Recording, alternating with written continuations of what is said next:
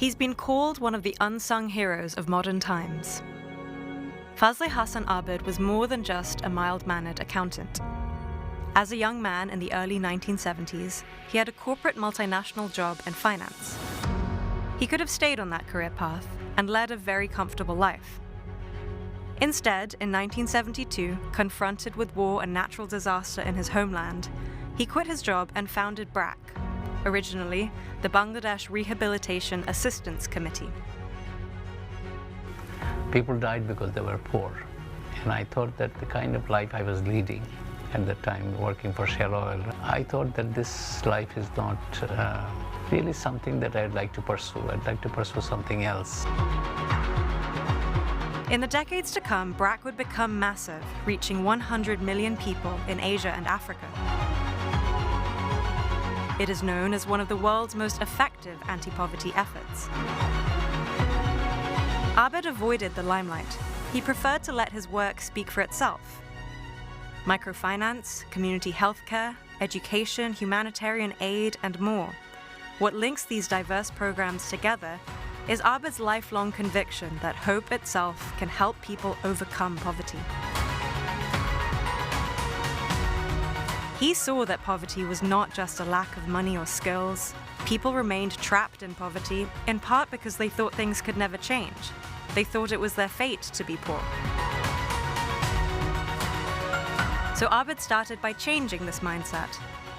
He gathered people in small groups to talk about their problems so that together they could confront the injustices that held them back.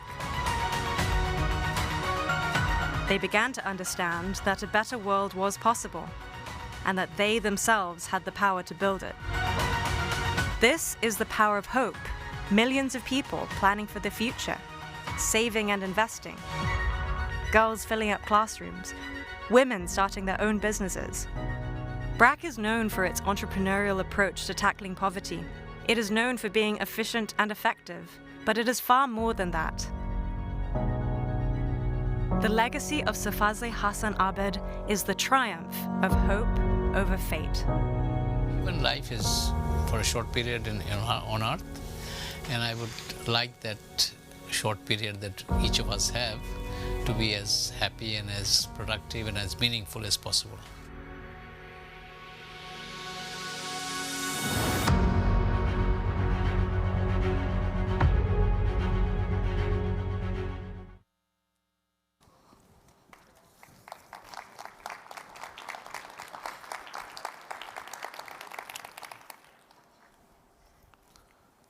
Thank you very much, Daniel. Distinguished guests, ladies and gentlemen. It's an honor and a privilege to be here with all of you at Des Moines today to talk about a topic that is very close to my heart: how to end extreme poverty for good. The 3 C's central to the theme of this year's dialogue, COVID, conflict, and climate, loom over every discussion, but more importantly, over the futures of hundreds of millions of people.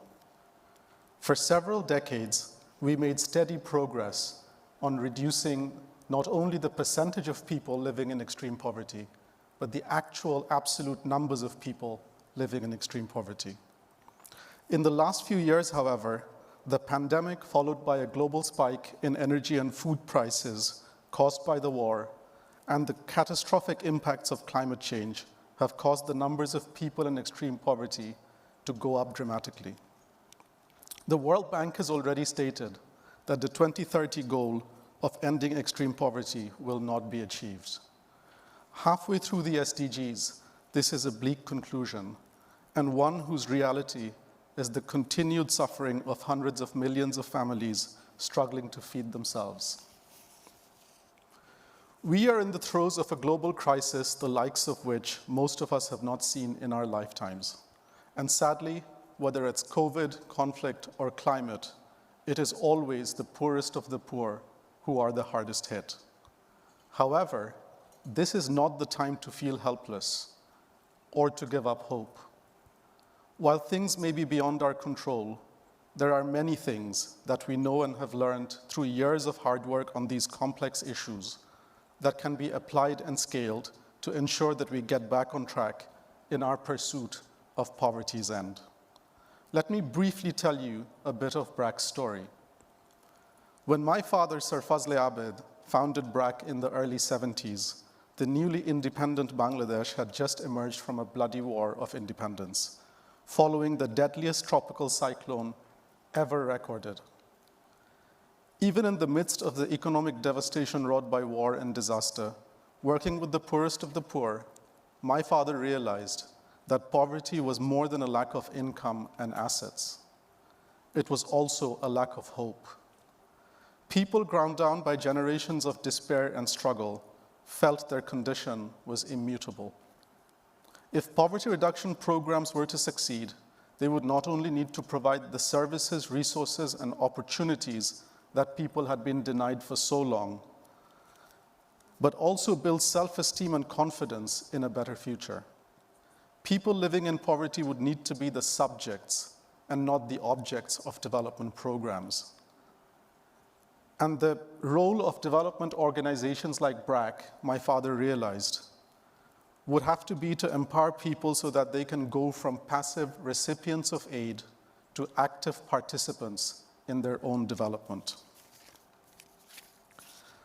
Over the last 50 years at BRAC, we have seen this proven time and again. To eradicate poverty, we need to kindle people's belief in the possibility of change, even as we create the enabling conditions for that change to happen through the better services, resources, and opportunities we can provide. In 2015, my father had the distinct honor of delivering the laureate address at this event. In his speech, he described how BRAC had continuously evolved in response to the complex, intersectional, and shifting challenges faced by the poor. From an initial focus on consciousness raising to expanding women's access to finance, then training women in different skills and trades, creating markets to sustain those livelihoods, and developing infrastructure and value chains to grow these markets, BRAC was continuously trying and testing different interventions with community members and linking multiple solutions together to strengthen entire ecosystems. He spoke of how simple questions, like where does a woman who had bought a cow in a remote village sell her milk, triggered the transformation of an entire dairy industry through the patient, painstaking work of figuring out how to increase production, set up transformation, train paravets, working through the challenges of each subsequent phase till a comprehensive solution emerged. These experiences and lessons have only become more relevant over time. As we think about how to help people pull themselves out of poverty sustainably, we must think about multifaceted interventions that support both the social and the economic empowerment of the individual and the community. Nothing demonstrates this more than our pioneering work on the segment we call the ultra-poor, the poorest of the poor. We designed the graduation approach to break the poverty trap for those in the harshest forms of poverty with a boost of multiple sequenced interventions. These interventions empower people to become self-reliant and resilient, connecting them to social protection to meet their basic needs, providing training and assets for income generation, financial literacy and saving support, and promoting social empowerment through community engagement and life skills training, all facilitated through in-person coaching. Each of these elements is key to the success of the others, but the real magic is the hope and sense of possibility these women develop through the close mentorship they receive.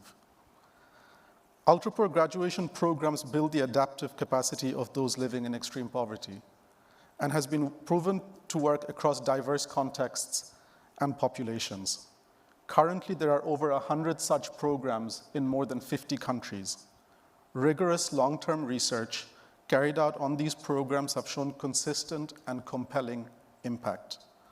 The vast majority of participants not only sustain progress, but continue to make further progress after they graduate from these programs because of the resilience and confidence they attain. In the age of conflict, COVID, and climate, our response needs to be bigger and bolder than ever before. However, they need not always be new or different from the hard-won lessons of the past.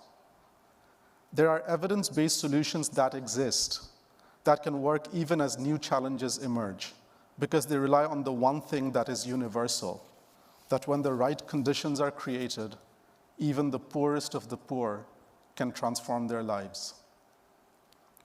Throughout my father's life, he was relentless in the pursuit of scale. If there is one quote that is attributed to him more than any other, it is this one: "Small is beautiful, but large is necessary." In the final years of his life, he would sometimes get frustrated by the idea or the suggestion that everything had to be new and innovative. If we're always innovating and piloting, he would ask, then who is scaling the programs and interventions that we already know work? My father passed away in 2019, but his idea of working closely with people and communities to find simple, sustainable, and scalable solutions that instill hope and self-worth while providing the resources and opportunities that people need to transform their lives inspire our work every day. His story is beautifully captured in a new book appropriately titled Hope Over Fate, written by my friend and colleague Scott McMillan, who is here with us today. If you're interested, you will find both Scott and a few copies of the book in the exhibition hall downstairs. Ladies and gentlemen, the end of poverty is an ambitious goal. To many, talking about it at a time like this might even sound foolhardy. Just as millions of people still believe that it is their fate to be poor, that their poverty is somehow ordained by a higher power, many of us feel that the challenges we face are too big and too big or too many. The headwinds are too strong.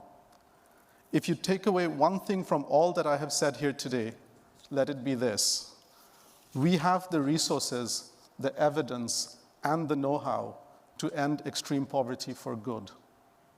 What we need to do is mobilize the political will that is necessary to scale impactful, evidence-based interventions that we know work. While we will miss the 2030 deadline, we must ensure that we are the last generation on Earth that still has people living in such dehumanizing forms of poverty and deprivation. Those still in such harsh forms of poverty deserve nothing less of us. Thank you very much.